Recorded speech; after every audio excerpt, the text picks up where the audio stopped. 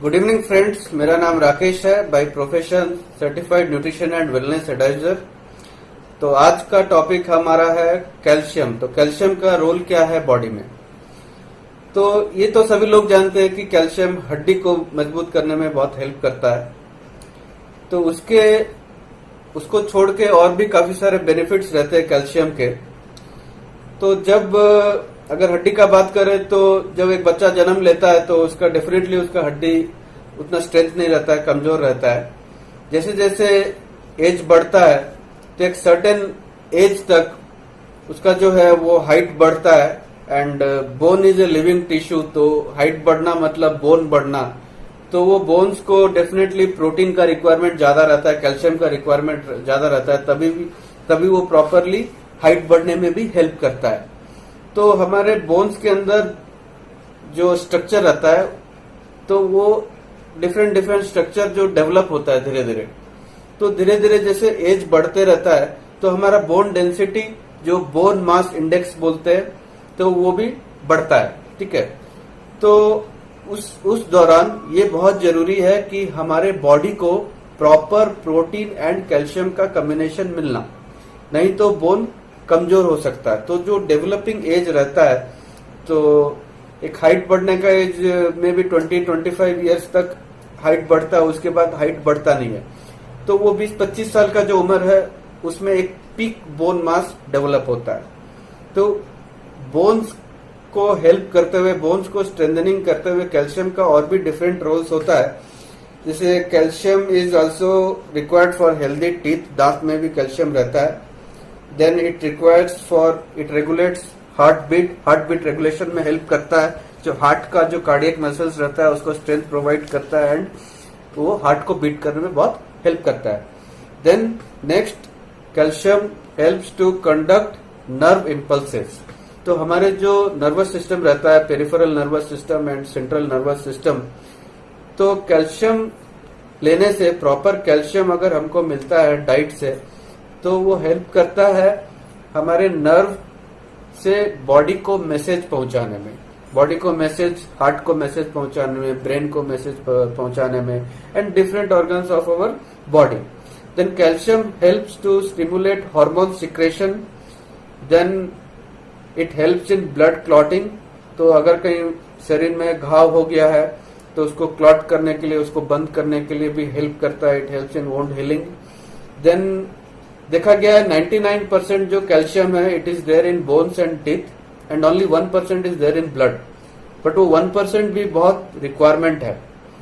That 1% calcium is use to, वो heart को pump करने में हेल्प करता है एंड बहुत सारे एक्टिविटीज के लिए हेल्प करता है। So major calcium is there in bones, right? तो calcium is also important for muscle strength. It helps in muscle contraction. Then अगर देखा गया है कि मोस्ट इंडियंस, जो कैल्शियम का जो सोर्स रहता है वो mainly dairy and dairy products रहते हैं।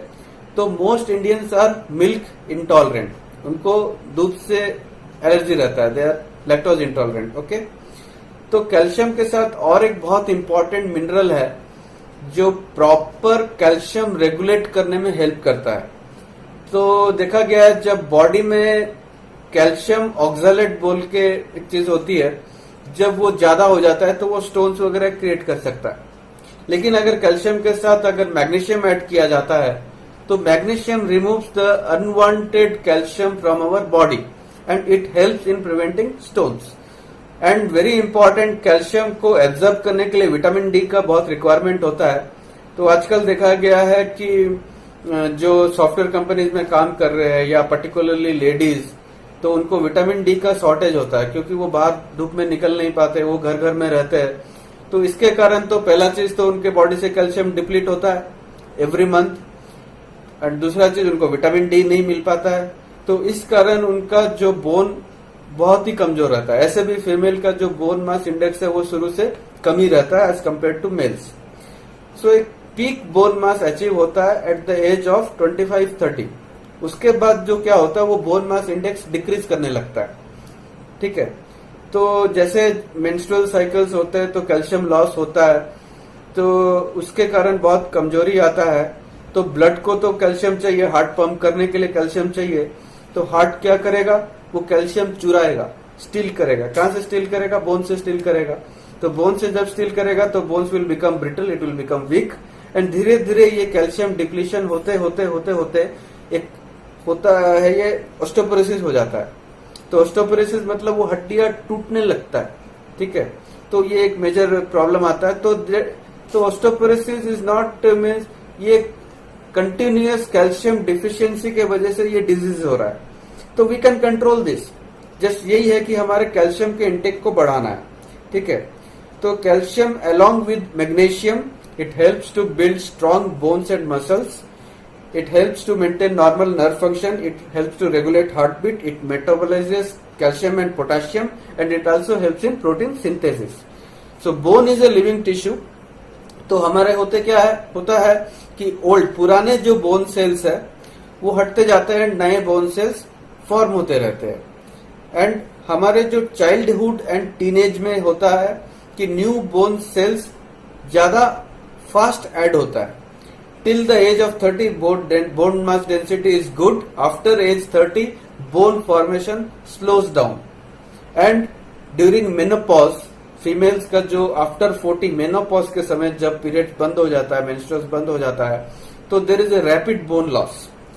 तो women are, as I told you, women are born with smaller bone mass index. As women grow older, the estrogen level, estrogen एक इंपॉर्टेंट हार्मोन रहता है, फीमेल हार्मोन, तो वो oestrogen level उनका drop होते रहता है, specially after menopause, which leads to loss of calcium. तो estrogen is very important hormone for every women and it has very essential role in calcium absorption. So when levels of estrogen decrease, calcium absorption also decreases. अगर calcium का intake कम हो रहा है तो calcium levels को maintain करने के लिए हमारे बॉडी बोन से कैल्शियम एब्जॉर्ब करता है।